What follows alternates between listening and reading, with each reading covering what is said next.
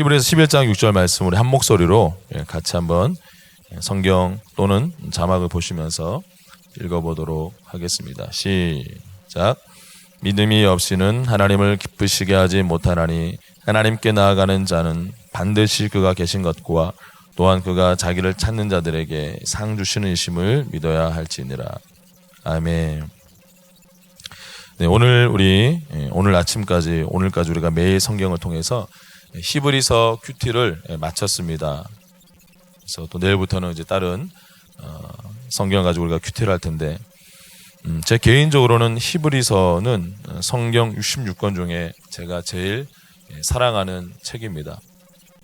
히브리서 기자였던 말투라든지, 그리고 그가 이 기독론에 대해서 논리를 전개하는 방식이라든지 이런 것들이 아주 직설적이고 또 탄탄하게 또 그것을 변증하는 것이 저와 같은 기질의 사람에는 참 잘 맞는 책이다라는 생각이 들어서 더 그런 것 같습니다. 그 중에서도 히브리서 11장은 우리가 잘 아는 바와 같이 무슨 장이라고 우리가 부릅니까? 믿음장이라는 별명이 붙을 정도로 믿음에 대해서 굉장히 많이 강조하고 동시에 믿음이란 것이 무엇인지를 아주 명확하게 우리에게 설명하고 있습니다. 제가 한번 설교를 준비하면서 히브리서 11장에 믿음으로라는 말이 몇 번 나오는지 한번 제가 처음에는 컴퓨터로 검색해봐야겠다 생각 못하고 제가 무식하게 한번 볼펜을 들고 찾아봤는데 아주 컴퓨터로 한번 또 다시 찾아보니까 히브리서 11장에는 믿음으로라는 말이 21번 나오고 똑같은 뜻인 영어 성경으로는 by faith. 근데 by faith가 영어 성경으로는 영어로 검색해 보니까 22번 한 번 더 등장을 했습니다. 자, 오늘은 그래서 히브리서 11장에 나오는 12명의 믿음의 영웅들을 간단하게 그들의 믿음이 어땠는지, 도대체 믿음이란 걸 가지고 그들이 뭘 했는지 한번 살펴보고, 그리고 과연 그 믿음은 그들이 소유했던 12명의 영웅들이 소유했던 그 믿음이란 것이 과연 어떤 믿음이었는지를 함께 살펴보도록 하겠습니다. 첫 번째 우리가 살펴볼 인물은 4절에 나오는 아벨이라는 인물입니다. 한번 4절 말씀을 우리 같이, 여러분들이 오늘 말씀 볼 때는 히브리서 11장을 펴놓으시고 제가 계속 중간중간 말씀 읽을 거니까 한번 따라가면서 한 절씩 보면 좋을 것 같습니다. 4절 말씀 같이 읽겠습니다. 시작.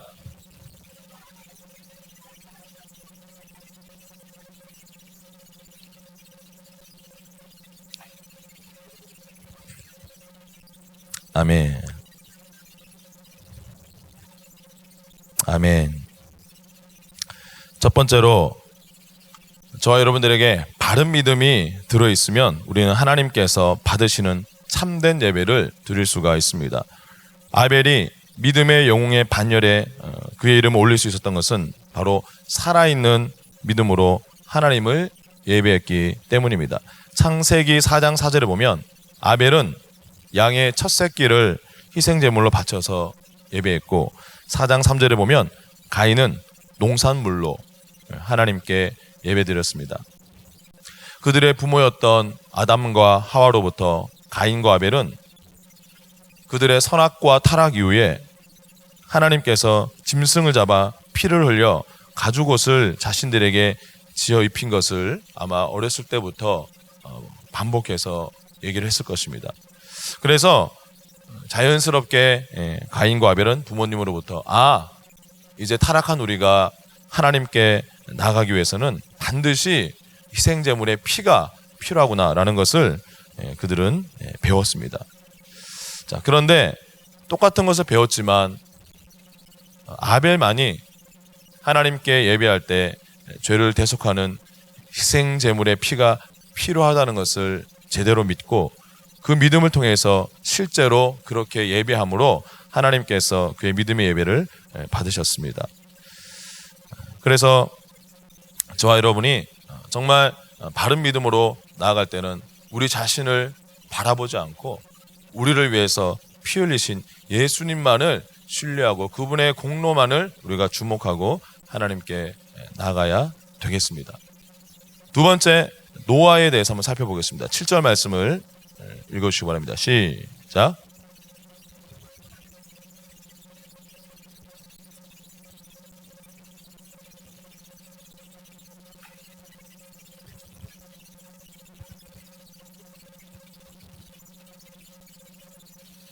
우리가 잘 아는 것처럼 노아는 하나님의 음성을 통해서 홍수로 온 땅을 심판하실 것이라는 하나님의 계시를 받고 방주를 예배하였습니다. 오랜 기간 동안 사람들에게 미친놈이라는 소리 들으면서 비도 안 오는데 그 산꼭대기에서 아주 조롱을 받으면서 노아는 방주를 만들었습니다.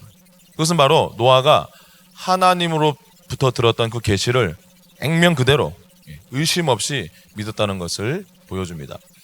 바로 그 믿음을 통해서 노아는 자신과 가족들을 구원하고 하나님의 의를 상속받게 되었습니다.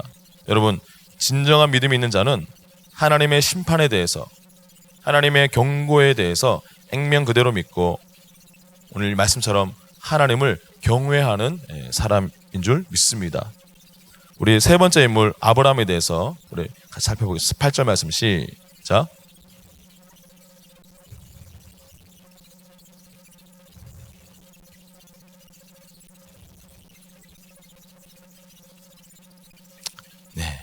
바로 아브라함의 믿음은 모든 것이 불확실한 가운데서 하나님만을 확실하게 신뢰한 믿음이었습니다.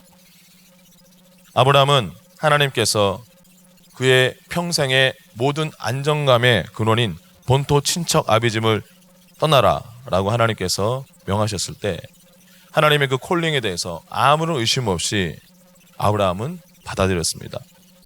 처음 하나님의 콜링을 받았을 때 아브라함은 장래의 기업이 무엇인지 전혀 알지 못했고 약속의 땅이 도대체 어디 있는 것인지에 대해서도 전혀 알지 못한 상태였습니다. 그래서 진정한 믿음이라는 것은 아마 여러분들이 책 제목 중에 로렌 커닝햄 목사님이 쓴 책 제목 중에 많이 들어보셨을 텐데 벼랑 끝에 서는 용기라는 책이 있습니다. 그래서 믿음이라는 것은 뭐냐면 바로 그 책 제목과 같이 하나님만을 신뢰하고 내가 벼랑 끝에서 내 앞에 아무런 다리와 아무런 안전장치가 없음에도 불구하고 그 허공에 내 믿음의 발걸음을 띄는 것을 우리는 진정한 믿음이다 라고 말할 수 있습니다. 자, 아브라함의 두 번째 믿음에 대해서 9절 10절에 우리 여러분 PPT 화면에 우리가 제가 좀 줄여서 말씀을 올려놨습니다. 같이 읽겠습니다. 시작.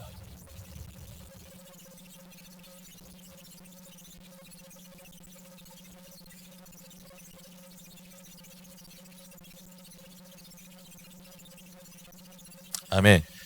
보니까 아브라함의 이 생생한 믿음이 그들의 가족들에게 전파되고 확대된 것을 보게 됩니다. 아들 이삭과 손자 야곱이 그와 함께 동일한 약속으로 하나님의 유업을 받게 되었습니다. 그런데 아브라함은 이 약속의 땅에 있는 눈에 보이는 그런 3차원적인 물리적인 그러한 도시를 아브라함이 추구한 것이 아니라 바로 하나님께서 계획하시고 지으신 영적인 도시, 영적인 도성을 아브라함은 계속적으로 소망하고 바라봤다 말씀하고 있습니다. 이렇듯 아브라함은 인내하며 기다릴 수 있는 하나님 안에서 그런 믿음의 비밀이 있었기 때문에 보이지 않는 것을 보고 앞으로 전진해서 나아갈 수 있었습니다. 우리 안에 참된 믿음이 있을 때 우리는 눈에 보이는 세상과 환경에 따라서 움직이지 않을 수 있습니다. 세 번째 아브라함의 믿음에 대해서 17절, 19절에 우리 PPT에 보면 제가 좀 줄여서 이렇게 한번 정리했는데 한번 같이 읽겠습니다. 시작.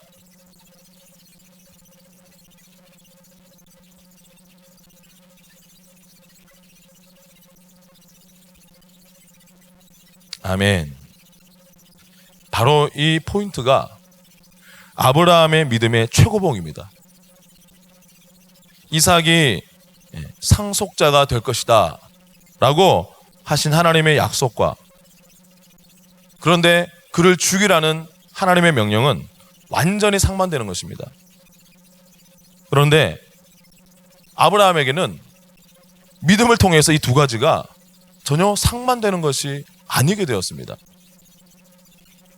아브라함은 죽은 사람이 부활한 것을 한 번도 본 적이 없었음에도 불구하고 하나님께서 자신이 하나님의 명령을 따라서 그 아들 이삭을 죽인다 할지라도 그 죽인 이삭을 다시 하나님은 살리실 것이라는 어마어마한 생각을 하게 되었습니다.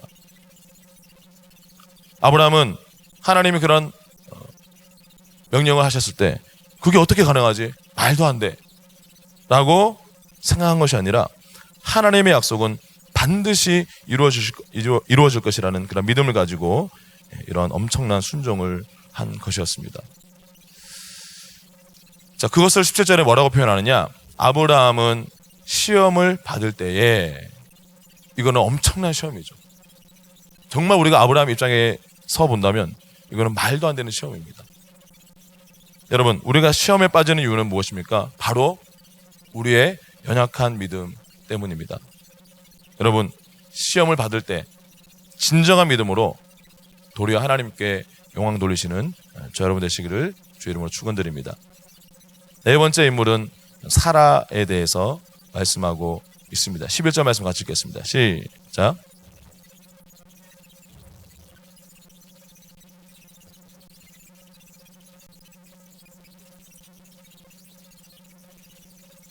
아멘.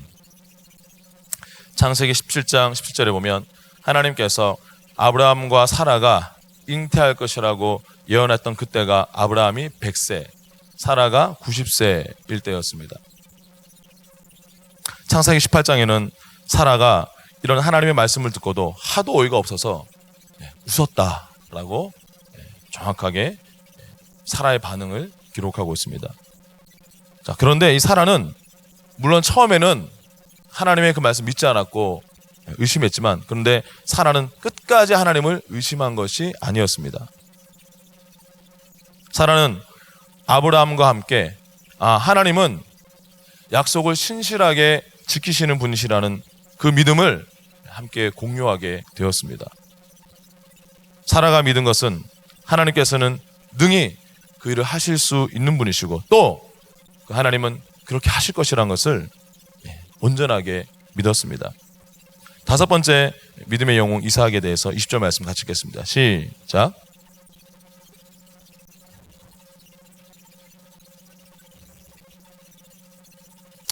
아멘.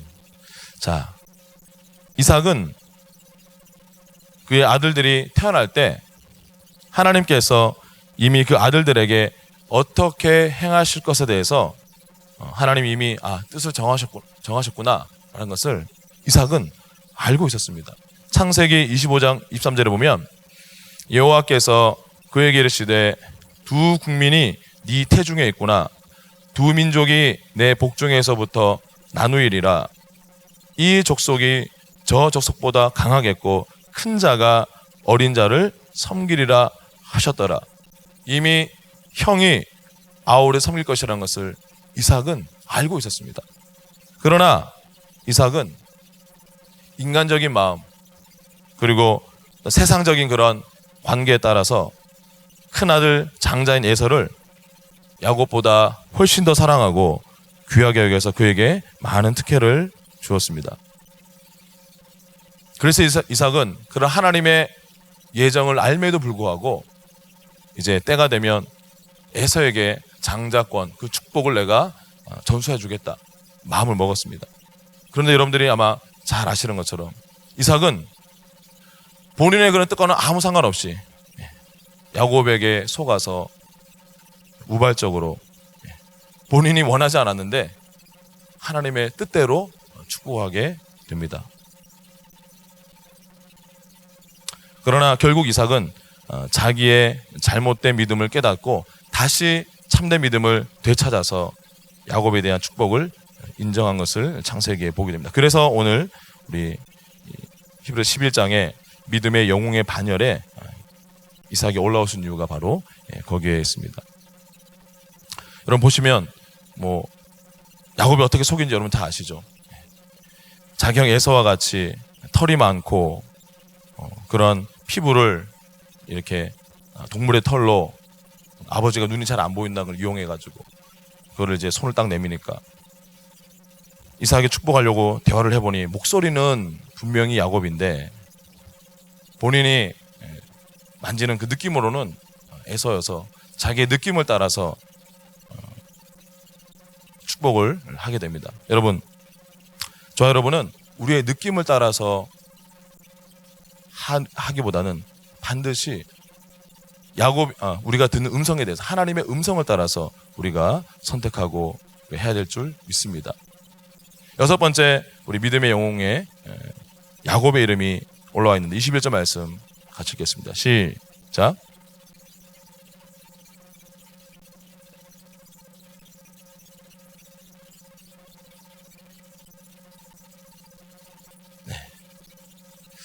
야곱이 본인이 그렇게 아버지를 속여서 축복을 받았는데 비슷한 일을 또 야곱이 행합니다.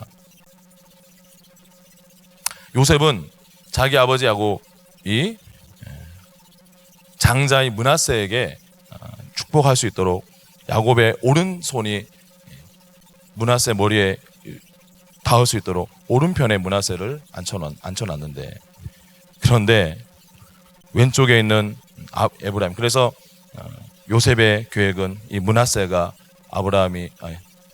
야곱이 안수하고 축복하기를 기대했는데, 근데 야곱이 어떻게 축복합니까?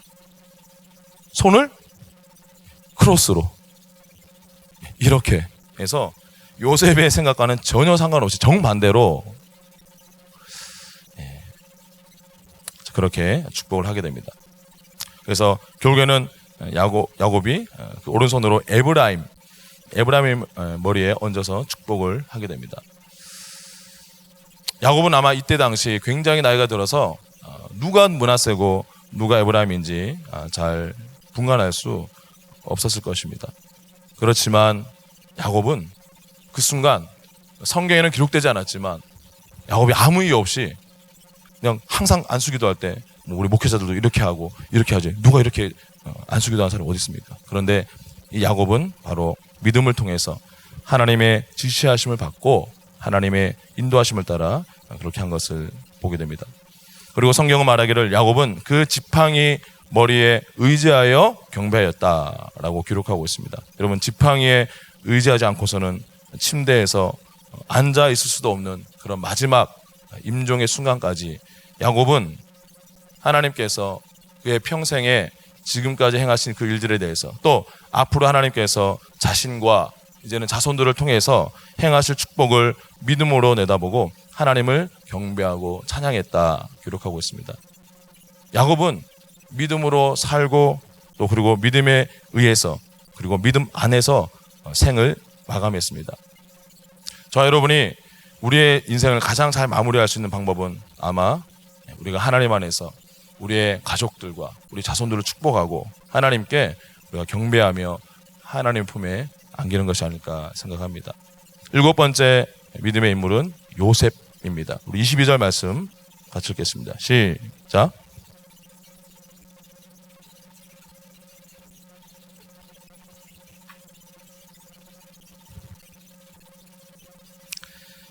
요셉은 자기들의 선조들, 믿음의 조상 아브라함과 이삭과 야곱을 통해서 계속 전승되어 오고 또 하나님이 약속하신 그 하나님의 뜻이 성취될 것이라는 것을 확신했습니다. 반드시 이 이스라엘 백성들, 이 어마어마한 숫자의 백성들이 이집트를 탈출해서 가나안 땅에 이루게 될 것을 믿음으로 예언했습니다.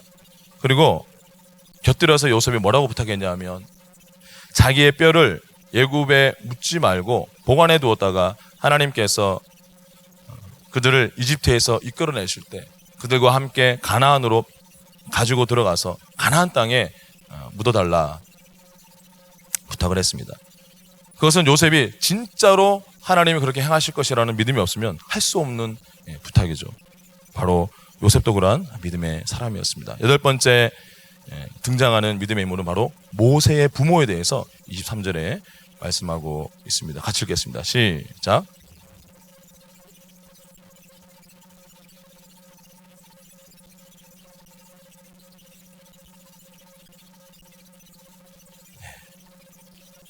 자, 모세의 부모들은 모든 이스라엘의 남자 아이들은 태어나자마자 죽여라 라는 이 바로 왕의 명령을 거슬러서 모세를 살려 석 달 동안 숨겼습니다.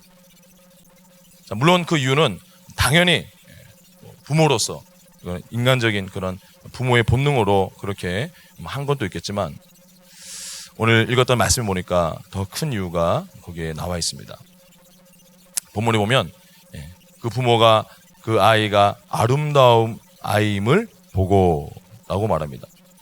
사도행전 7장 20절에 보면 모세에 대해서 하나님 보시기에 아름다운지라 라고 이렇게 기록하고 있습니다.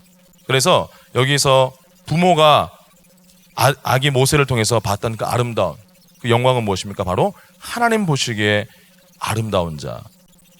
모세에게는 그가 앞으로 하나님의 위대한 일을 이루기 위해 태어났다라는 그런 어떤 말로 표현할 수 없는 그런 전조, 그러한 느낌, 하나님의 영광, 하나님의 아름다움이 그 아기에게 덮여 있었던 것 같습니다. 바로 모세의 부모들은 그것을 통해서 이 아이에 대한 하나님의 뜻을 깨닫고 믿음으로 바로 왕과 그 명령을 두려워하지 않고 그 두려움을 극복했습니다. 여러분, 진정한 믿음은 두려움을 물리치는 믿음입니다.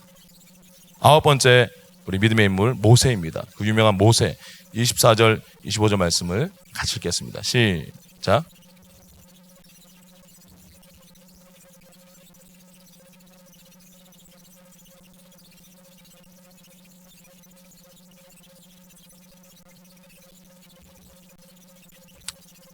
아멘.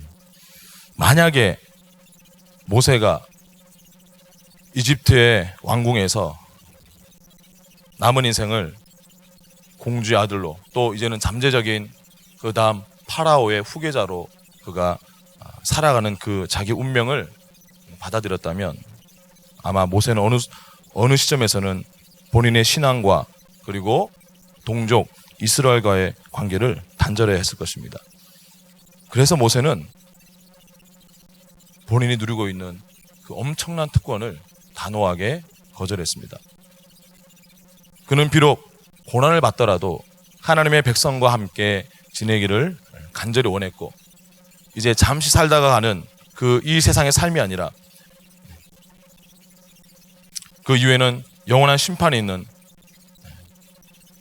바로 그 세속적인 이집트의 궁전에서 정말 세상적인 즐거움을 누리고 그 쾌락 가운데 살기보다, 그 편안함 가운데 거하기보다, 그 명예 가운데 머물기보다는 그 백성들과 함께 장차 있을 유업을 받고자 선택했습니다.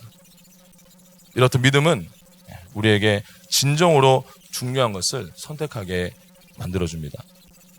두 번째 모세의 믿음에 대해서 27절에 이렇게 말씀하고 있습니다. 같이 읽겠습니다. 시작.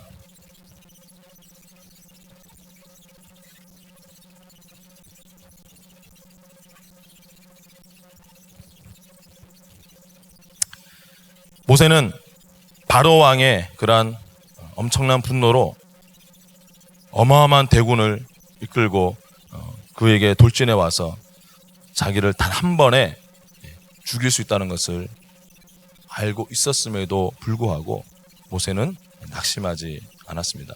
그 이유에 대해서 성경에서 뭐라고 말씀하고 있습니까? 보이지 않는 하나님을 본 것과 같은 확신을 가지고 있었기 때문입니다. 저와 여러분이 보이지 않는 그 하나님에 대해서 우리가 보는 하나님, 내가 실제로 내 옆에 있는 이 사람보다 더 실제하는 분으로 우리가 볼 수 있는 그 믿음은 저와 여러분들이 인생을 살아가면서 무슨 일을 만나든지 우리의 사명과 목적을 향해서 끝까지 인내할 수 있도록 지탱해 줄 것입니다. 세 번째 모세의 믿음에 대해서 28절 이렇게 말씀합니다. 시작.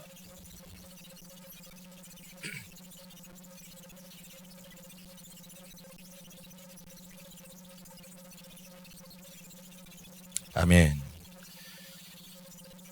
6월절날 각 가정마다 어린 양 한 마리씩을 잡아서 그 양의 피를 현관 기둥과 그리고 위쪽에 문설주에 뿌리면 장자를 죽이는 하나님의 죽음의 천사가 건너뛴다라고 알려준 이 6월절의 언약에 대해서, 이 약속은 인간적인 상식으로는 굉장히 깨닫고 믿기 어려운 그런 제도였습니다. 그러나 모세는 믿음으로 이스라엘 백성들에게 이 법을 선포했고 또 자기 자신도 그날 밤에 그가 거하던 집에서 이 유월절 예식을 지켰습니다. 실제로 유월절 날 밤에 하나님께서는 모세를 통해 반포한 그 제도대로 피 뿌린 예식을 하지 않았던 이집트의 모든 가정에 또 가축의 모든 첫 번째 새끼, 첫 아들 장자를 다 죽이셨습니다. 바로 이 믿음의 행위를 통해서 이제 아브라함의 후손들은 하나님의 약속의 땅으로 들어갈 수 있는 그러한 문이 열렸습니다. 여러분, 믿음은 때때로 저와 여러분에게 상식을 초월하는 순종을 요구합니다. 10번째 믿음의 인물은 이스라엘 백성들입니다. 29절 말씀을 같이 읽겠습니다. 시작.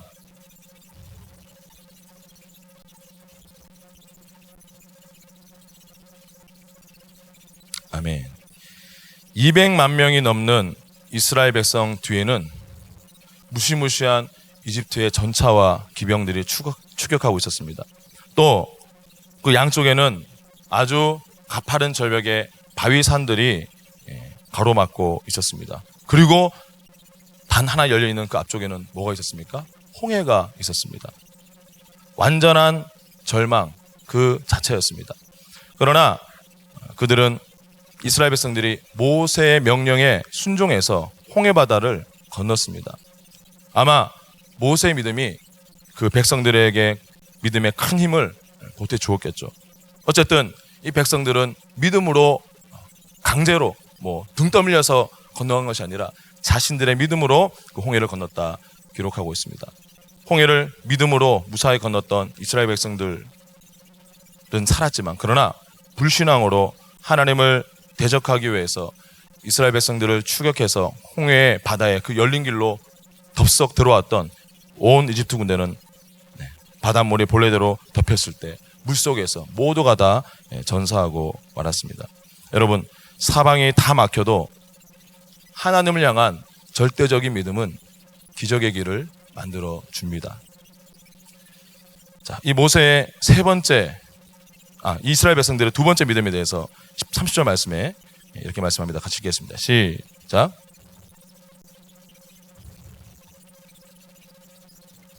아멘.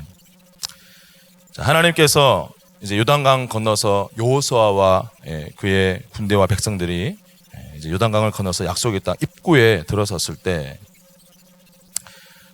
입구를 가로막고 있는 여리고 성이라는 어마어마한 성을 그들이 만났습니다. 하나님께서는 이스라엘에게 하루에 한 번씩 그 성을 일주일 동안 매일 입 다물고 조용히 돌기만 해라.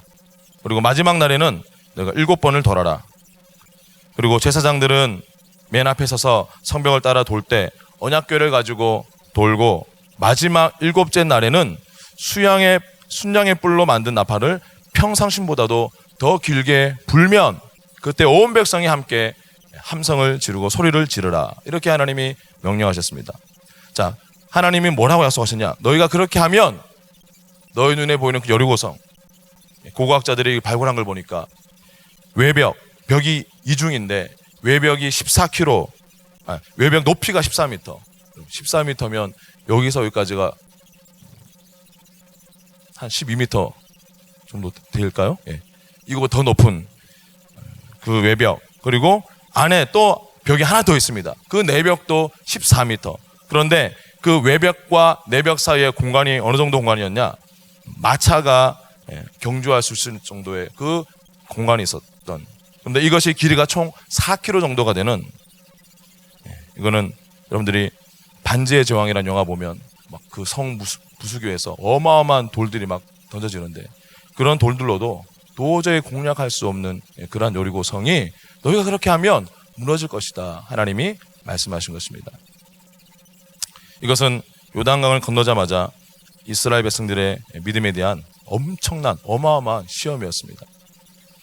하나님께서 그들에게 명령하신 방법은 이거는 상식적으로는 100% 불가능한 것이었고 또 그렇게 7일 동안 여리고성에 있는 군사들이 보는 앞에서 비웃음 당하면서 그렇게 조롱을 당하면서 할 수밖에 없는 그런 일들이었는데, 그러나 이스라엘 백성들은 오로지 하나님의 말씀을 믿고 그대로 순종함으로 그 어마무시한 여리고성이 자기들 눈앞에서 와르르 무너지는 것을 목도하게 되었습니다.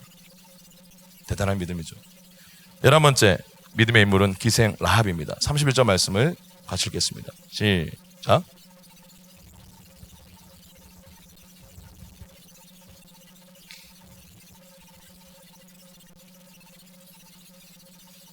바로 이 여리고성이 무너지기 전에 여리고성을 정탐하려 이스라엘에서 스파이를 보냈는데,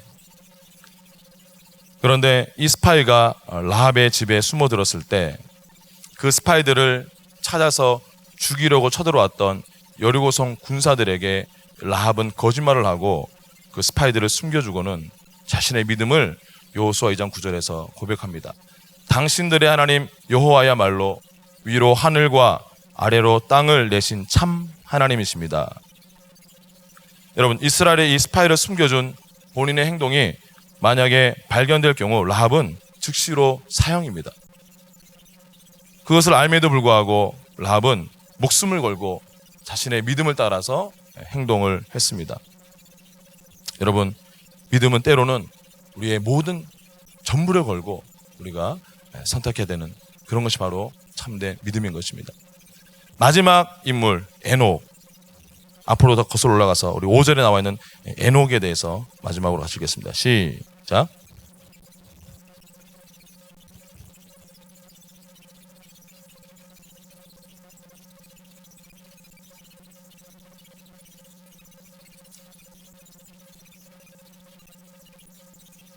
아멘. 방금 5절 말씀에 보니까 에녹은 자신의 믿음으로 두 가지 역사를 경험했습니다. 첫 번째는 에녹은 그의 믿음을 통해서 성경에서 정말 손꼽는, 거의 일어나지 않는 육신의 죽음을 경험하지 않고 변화돼서 하늘나라로 옮겨졌습니다. 두 번째, 에녹은 그의 믿음을 통해서 하나님께 들림받기 전까지 하나님을 기쁘시게 하는 삶을 살았다 기록하고 있습니다. 바로 눈으로 볼 수 없는, 보이지 않는 하나님에 대한 그의 믿음이 에녹의 모든 삶을 완벽하게 지배하고 있었습니다. 자, 그러면 하나님을 기쁘시게 했던 에녹의 믿음은 어떤 믿음이었을까요? 바로 오늘 설교 본문 말씀인 히브리서 11장 6절 말씀에서 그 믿음에 대해서 우리에게 명확하게 설명하고 있습니다. 믿음이 없이는 하나님을 기쁘시게 하지 못하나니 하나님께 나아가는 자는 반드시 그가 계신 것과 또한 그가 자기를 찾는 자들에게 상 주시는 이심을 믿어야 할지니라. 6절에서 에녹의 믿음을 예로 들어서 히브리서 기자가 저와 여러분들에게 정의해 준 이 두 가지 믿음, 바로 이 믿음이 오늘 히브리서 11장에 등장하는 모든 믿음의 영웅들의 그 심령을 떠받치고 있었던 두 개의 믿음의 핵심 기둥이라고 말할 수 있습니다. 보이지 않는 하나님께 나아가는 자는 첫 번째로 반드시 그가 계신 것을 믿어야 합니다. 자, 하나님이 계시면 하나님이 뭘 하고 계실까요? 우리와 함께 하신 하나님은 뭘 하고 계실까요? 빌립보서 2장 13절 말씀 화면 보시고 같이 읽겠습니다. 시작.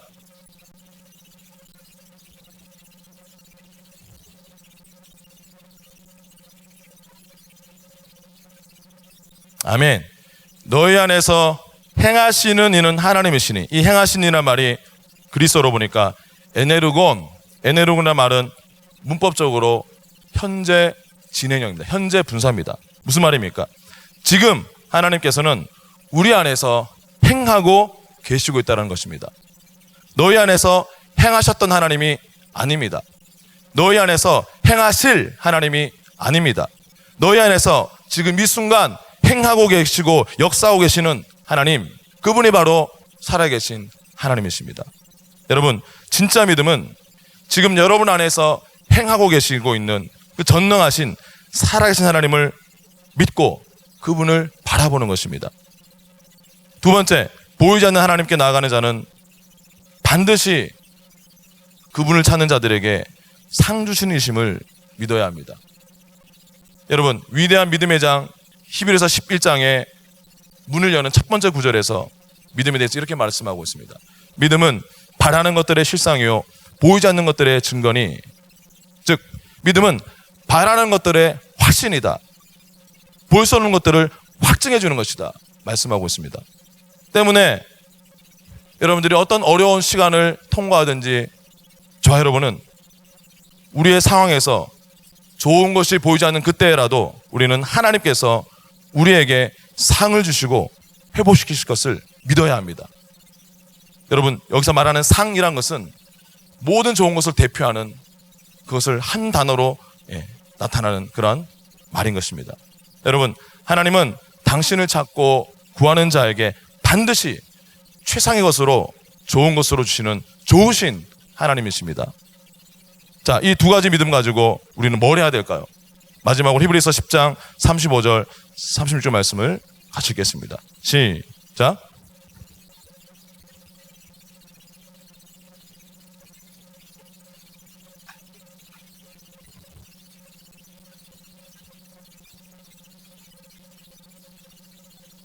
아멘. 여러분, 좋으신 하나님께서 지금 여러분 안에서 매 순간 지금도 일하고 계시는 그러한 하나님이신 것을 담대하게 믿으십시오. 여러분이 그 좋으신 아버지를 찾고 구하면 반드시 여러분들에게 큰 상을 주신다는 것을 담대하게 믿으시기 바랍니다. 이 두 가지 믿음을 하나님께서 저와 여러분들에게 약속하신 것을 받을 때까지 붙드는 것을 오늘 성경은 담대한 믿음의 인내다 표현하고 있습니다. 이 두 가지 믿음의 기둥이 여러분들의 심령을 날마다 그리고 끝까지 주장함으로 이제 여러분들의 인생이 이 믿음의 장이 기록될 때 믿음으로 형선이는, 믿음으로 누구누구는